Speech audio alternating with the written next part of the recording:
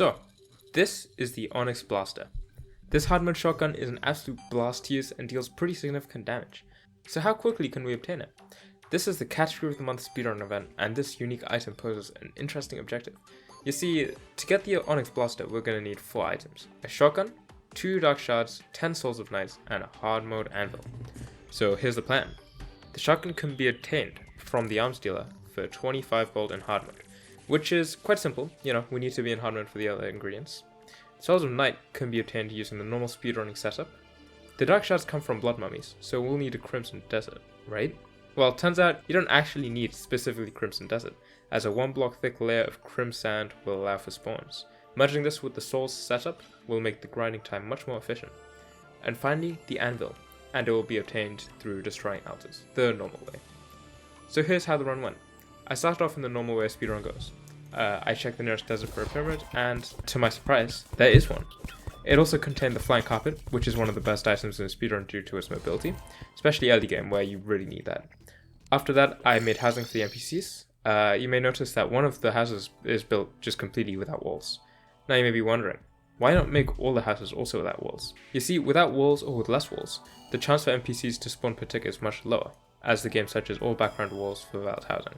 Of course, this doesn't apply to the guide housing, which doesn't actually need walls, as the guide is, already present in the world.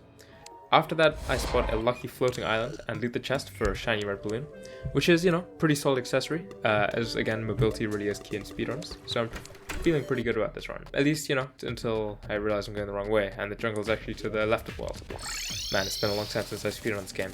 Anyway, with that done, I headed to the jungle, being sure to loot all the chests in my path. This is a crucial step as the jungle contains a direct path to hell, with an abundance of life crystals and chests on the way. It is a really key part of the run that sets up basically the rest of it, as we're going to need a lot of cash for these next parts. While I'm here, I also loot basically everything, with the highlights being some feral claws, an anklet of the wind, and some teleportation potions, or RTPs. I find a dead end, so I decide to pop on and find myself near a trap chest.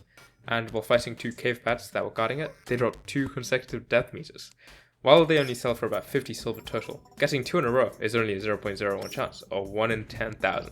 Kinda crazy. And while the chest itself didn't have much good loot, there was a vein of sapphire and life crystals, which put me at 220 HP and 1 gem off a hook. After that, I sold everything I got from the jungle. At this stage, I needed a bunch of dynamite to blow a hole to hell, grenades for weapons, and in the future, a shotgun for the ONYX Blaster. Along the way, I also kept a lookout for spare sapphire lying around, which, luckily, I found quite quickly. The next rare event happened here too, where I found the dirtiest block. For those not in the know, the dirtiest block is an item that I've never actually obtained before, so it's pretty hype for me to find it. There's only a maximum of 3 in the entire world, and I luckily found it while building the elevator. At the same time, I picked up a cloud in the bottle. A great mobility item, one of the best. And on that topic, I also found a gemstone cave containing the best and rarest gem, diamonds. This may be a good time to mention that not only was this my second attempt at the run, it was also unseeded, meaning I had no idea where anything was. It was completely random.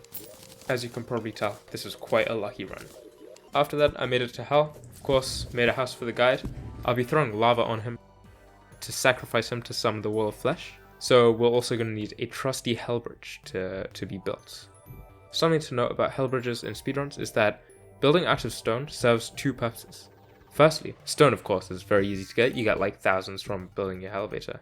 But more importantly, when the world evil V spawns, a hell bridge made of stone will probably be converted to the corresponding evil. This means that you can get a head start on building the souls farming setup, which we'll see later in the run. Now that I've built the bridge, I go to the desert to pick up some sand and a water leaf, and then the crimson for crimstone. We'll use these later on in the run, but they are vital. This is also a really strange double crimson cave, and while it isn't the rarest generation, it's still pretty cool. I also grab just a bit of water for potions and go to fight the wall of flesh. I throw lava at the guide and run over to my bridge, and unfortunately the fight doesn't go as planned. It has been a long time since I've played. So I placed the dynamite just a bit too early and wasn't able to get enough damage, and then I got stun-locked by the Hungries and a demon. Essentially a death sentence. But for some reason I just completely forgot to use my life crystals. Insane blunder on my end. Can't believe that happened. But despite this, I was able just about to eke the victory on the wall of flesh, killing him with a dynamite just seconds before he despawned. With that minor hiccup out the way, I was able to continue with the run, not knowing how many mistakes I was about to make.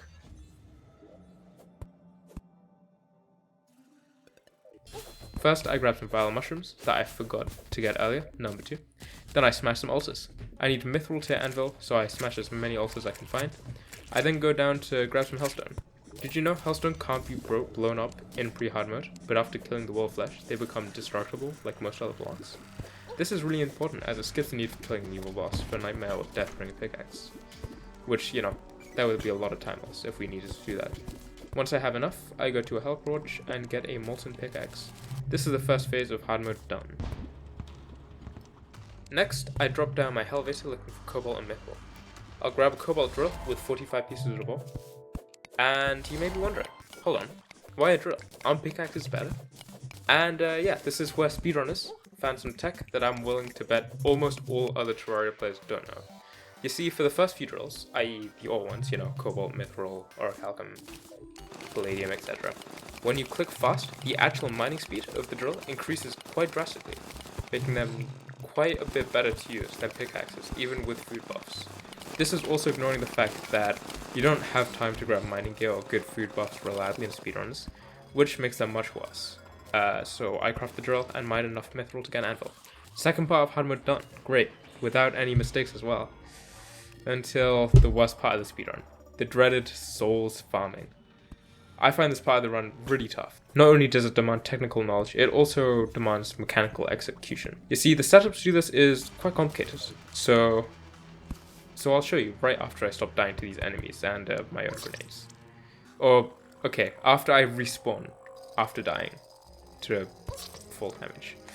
So the normal setup is a floor of crimstone right at the top of hell, so that enemies have a clear area to spawn under. Then we use a non-destructible block, like a chest, and throw a dynamite onto it. This allows me to nuke big damage onto the enemies, while remaining roughly safe myself. This doesn't stop me from dying a few times, of course. Kind of embarrassing. But I succeed in making it, just about. I also placed a layer of sand, which I corrupt using the vile powder from the mushrooms.